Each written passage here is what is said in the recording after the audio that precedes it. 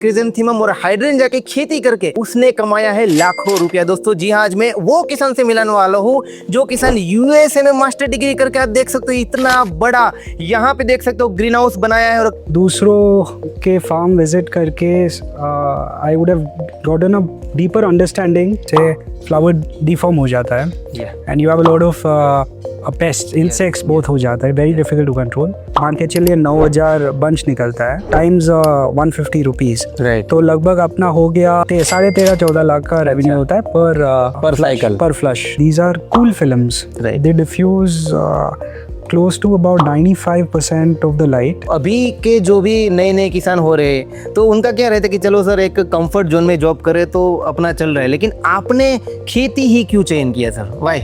So I'm very happy with the quality of the films that we've installed।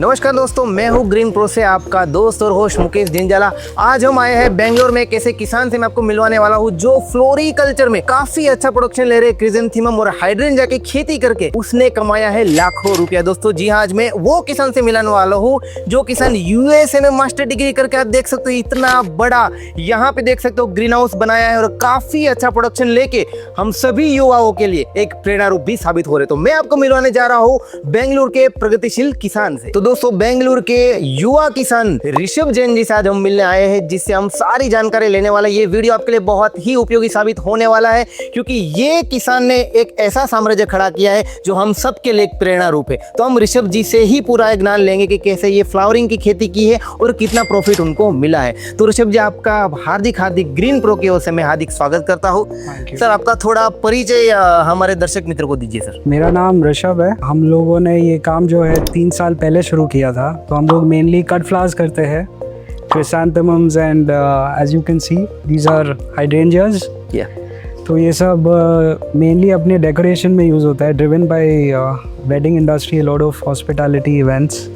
तो sir दूसरा ये मुझे बताइए कि आपने जो डिग्री की थी यूएसए में, सो अभी के जो भी नए किसान हो रहे तो उनका क्या रहता है कि चलो सर एक कंफर्ट जोन में जॉब करे तो अपना चल रहा है, लेकिन आपने खेती ही क्यों चयन किया सर? व्हाई?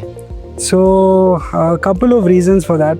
तो ये जो डिसीजन मैंने लिया था करीबन 3 साल पहले लिया था, एंड उस समय the world was going through a very difficult time. It was right around जब अपना कोविड का जो इन्फेक्शन चल रहा था globally. I think a lot of things had come to a standstill, and at that time we all had a time to pause and think about कि हम लोगों को लाइफ में कैसे आगे बढ़ना चाहिए। जी sir. So I think in a way this came from a lot of clarity that I received that time कि we want to be closer to essentially a little more grounded in life, right? And as career भी ऐसा path चुनना चाहिए where we feel happy about doing it, and not a corporate job where people lose their life working 12 hours a day behind screens. So I think a lot of inspiration came from that, a lot of decision came from that. Right. तो sir ने काफ़ी अच्छा बताया कि मैंने जो भी खेती की है यहाँ पे, वो आप खेती का तो पूरा यहाँ पे देख ही सकते हो। ऐसा नहीं है कि खेती में सिर्फ एग्रीकल्चर का नॉलेज हो तभी आप खेती कर सकते हो। सर ने यूएस में पढ़ाई की, उनके बाद भी सर ने यहाँ पे अगर आप देखोगे ये साइट को तो सीरियसली आपको लगेगा कि सर ने काफ़ी अच्छा डेवलपमेंट किया है फ्लोरिकल्चर में। यहाँ पे क्रिजेंथीमम है, हाइड्रेंजा है, जो सर ने बताया वो काफ़ी अच्छी कंडीशन पे, और सर डे बाई डे उनको इंक्रीज भी कर रहे हैं। सर दूसरा मुझे ये बताइए कि अगर जो किसान को फ्लोरिकल्चर में जो भी खेती करनी, जैसे क्रिजेंथीमम की फार्मिंग कर रहे हो, ये हाइड्रेंजा की कर रहे हो, सो इसमें सर मतलब स्टार्टिंग कैसे करते हैं, मतलब कैसे इनको स्ट्रक्चर बनाना है, कैसे इनको इम्प्लीमेंटेशन करना है? आई थिंक अगर मैं ये खुद से पूछूं सवाल तो समथिंग अगर आई वुड डू डिफरेंटली। 3 साल पहले ये होता कि पहले मैं काफ़ी समय दूसरों के फार्म विजिट करके I would have gotten a deeper understanding कि ये चीज़ कैसे की जाती है, because it is not so easy as it looks. You have to be passionate about this. Right. Once you get into it, you will make a lot of mistakes. बहुत गलतियाँ होगी, but उसका सहन शक्ति होना बहुत ज़रूरी है। And you at the same time ये काम से बहुत प्यार होना चाहिए। 100%। अगर वो प्यार नहीं है तो ये करना बहुत बहुत मुश्किल है। Yes yes. बट आप अगर आप में पेशेंस है, और पैशन है ये काम के लिए, तो this would be very rewarding because आप अपना दिन, अपना समय डे टू डे बेसिस पे आप अपने खेत में बिता रहे हो, right, with plants, with a lot of flowers out in the open, lot of fresh air. I think at the end of the day, when you go back home, you feel happy about what you're doing in life. So it is not for everyone, but if you see yourself as an individual, Right. this is something that you can do, then करना चाहिए. It is very rewarding. Yes, सबसे ज़रूरी बात होती है sir किसानों को ये जानने की कि सर ये खेती में मुनाफा क्या है, राइट. तो मैं डायरेक्टली आपको पूछता हूँ कि सर ये जो फार्मिंग है, ये जो अभी फ्लावर की खेती आप है, तो ये कब फ्लावरिंग उनका स्टार्ट होता है, हार्वेस्टिंग कब होता है, मार्केट में क्या रेट है सर?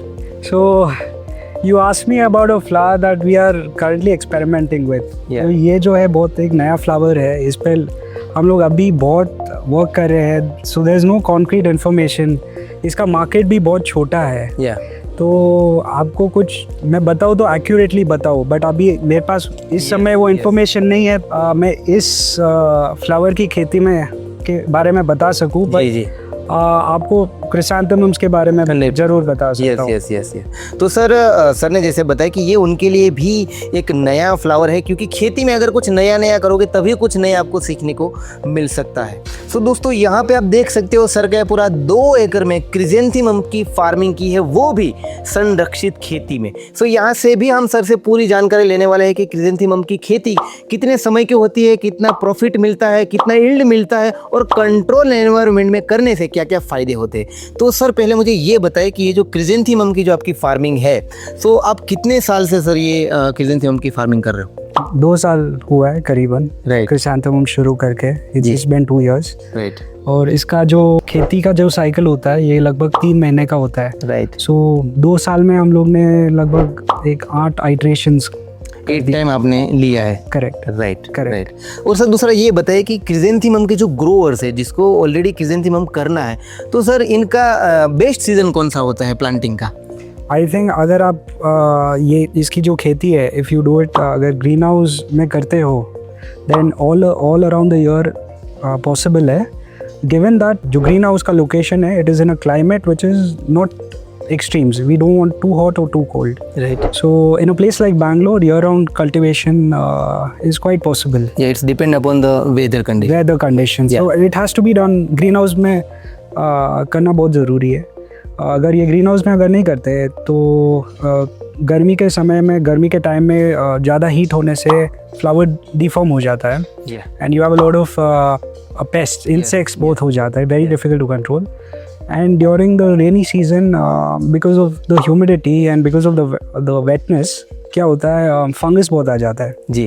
तो ये इसकी खेती जो है अगर आप लोग पॉली हाउस में करते हैं, काफ़ी आसानी से कंट्रोल हो जाती है एंड आपको ईयर राउंड प्रोडक्शन मिल पाता है. तो सर 1 एकड़ में अगर हम लगाते हैं क्रिजेंथेमम, तो कितने प्लांटेशंस लगते हैं, कितने सीडलिंग्स लगते हैं? तो ये जो क्रॉप है इसका 1 एकड़ में लगभग 1,60,000 से लेकर 2 लाख तक पौधे लगते हैं. राइट. और हार्वेस्ट 3 महीने बाद हम लोग करीबन 9 से 12,000 के बीच में हम लोग बंचेस निकाल पाते हैं 1 एकड़ से. ओके. अगर मैं सर आपको क्विंटल या फिर टन के हिसाब से बताऊँ तो कितना होता है सर? ये चीज़ जो है टन में नहीं बिकती है, जो है बंचेस में बिकती है. तो एक बंच अपना करीबन 1 किलो से लेकर 1.2 किलोज का होता है. अब 1 किलो भी मान के चलिए तो लगभग 9 से 12 टन का प्रोडक्शन निकलता है. बट ये चीज़ जो है बंच में बिकती है, किलो में नहीं. तो बेसिकली सर आपने जो बताया, तो इनका सर मार्केट कहाँ पे है, कितना रेट आपको, अभी आपने 8 साइकिल लिया है तो कितना रेट सर मिलता है? तो इसका जो मार्केट है बेसिकली शहरों में ज़्यादा है, जहाँ पे लार्ज स्केल शादियाँ होती है. तो ये फ्लावर जो है they prefer a lot of these in decoration. इसके ये जो क्रिसैंथेमम में बहुत सारे कलर्स और बहुत सारे वेराइटीज़ में आते हैं and a lot of decorators prefer that. Right.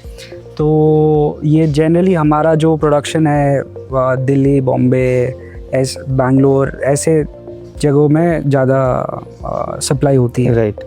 और सर बंच का क्या रेट मिलता है आपको? तो इसका ईयर राउंड फिक्स्ड रेट नहीं होता है. राइट. जैसे आप जानते होंगे ये जो है बहुत ही वॉलेटाइल मार्केट होती है. इसका ईयर राउंड एवरेज जैसे मैं पिछले साल का बोलूँ तो लगभग 150 रुपया था पर बंच. ओके. बट अभी इस समय आज के दिन पे इसका रेट है 60 या 70 रुपए। Right right. तो इट इज़ वेरी वॉलेटाइल। या 60-70 होता है, 50 रुपए पे आ जाता है, 250 तक चले जाता है। It is all depend upon the market. या इसीलिए सर जो बोले 8 साइकिल लिया है यहाँ पे। सर उसके बाद मेरा क्वेश्चन ये है कि इतना बड़ा आपने जो यहाँ पे पॉली हाउस बनाया है और पॉली हाउस में भी आपने पूरा क्रिजेंथीमम किया है, तो आपने 8 साइकिल लिया है, तो 8 साइकिल में अगर कोई नया किसान ये करना चाहता है तो एक साल में अप्रोक्स कितना प्रॉफिट हो सकता है? तो आई थिंक प्रॉफिट ये चीज़ है, I think it is a गलत थोड़ा ये जो मेट्रिक है वो आप कैसे काम करते हो उस पर डिपेंड करता है। तो आई थिंक रेवेन्यू एक सही मेट्रिक होगा, प्रॉफिट नहीं, बिकॉज प्रॉफिट में खर्चे सबके अलग होते हैं और आप किस हिसाब से संभालते हो उस पर डिपेंड होता है। तो अपना जो रेवेन्यू है मान के चलिए पर साइकिल आप मान के चलिए 9,000 बंच निकलता है टाइम्स 150 रुपीज़, तो लगभग अपना हो गया 13.5-14 लाख का रेवेन्यू होता है पर साइकिल पर फ्लश। या ओके। तो इसमें ये भी होता है कि 90 डेज का क्रॉप साइकिल जो होता है कभी कभी 100 डेज 120 डेज तक भी चले जाता है, तो अब साल में शायद 4 के बदले में भी 3 या 2.5 साइकिल ही हो पाता है। तो इसमें बहुत वेरिएबिलिटी है, आप अपना ऑपरेशंस कैसे संभालते हो उसके ऊपर वेरी करता है। बट पर साइकिल आप you can expect anywhere between say about 8 to 13 lakhs of revenue पर फ्लश। Yes right. तो सर अब मुझे आपसे ये जानना है कि जो भी लोगों को 1 एकड़ का अगर ग्रीन हाउस बना दे तो अप्रोक्स 40-50 लाख का खर्चा होता है, राइट?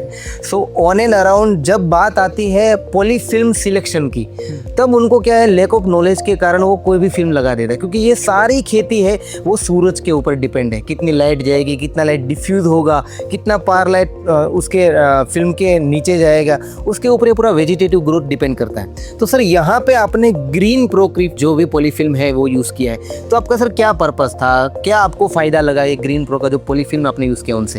तो ग्रीन प्रो के जो फिल्म्स मैंने लगाए आई थिंक करीबन 200 माइक्रोन के थिकनेस वाले फिल्म्स है ये, एंड इसका एक यूनिक प्रॉपर्टी क्या है, these are cool films, they diffuse close to about 95% of the light, and at the same time they keep your greenhouse very cool.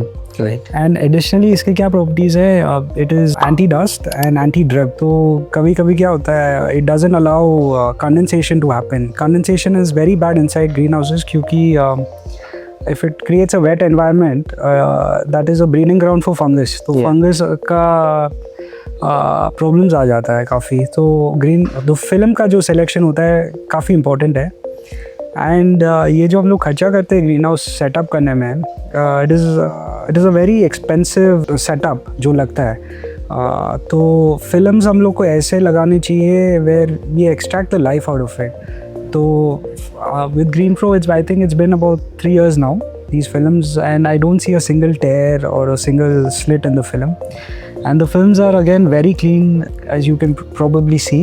So I'm very happy with the quality of the films that we have installed, very good films. I'm very happy with the light transmissibility, and iske jo other properties hai, they live up to what they claim, and for now it's been fantastic. I think Green Pro is one of the good companies for this. I think one can definitely not go wrong with Green Pro. Yes, very nice. Right sir ने जैसे बताया, क्योंकि अगर आप 40-50 लाख का खर्चा कर रहे हो और ये जो फिल्म का खर्चा होता है 3.5 से 4 लाख होता है, अगर वो फिल्म ही आपने गलत अगर चूज़ कर लिए तो आपका पूरा फसल, आपका पूरा जो कॉस्टिंग है वो पूरा बर्बाद हो जाएगा। तो फिल्म सिलेक्शन में आपको काफ़ी ध्यान रखना पड़ता है, और ग्रीन प्रो के साथ आज सर हैप्पी फार्मिंग कर रहे हैं। तो दोस्तों आज का ये जो हमारा वीडियो था जो पूरी फ्लोरिकल्चर के ऊपर था, सर ने काफ़ी अच्छी जानकारी दिया है।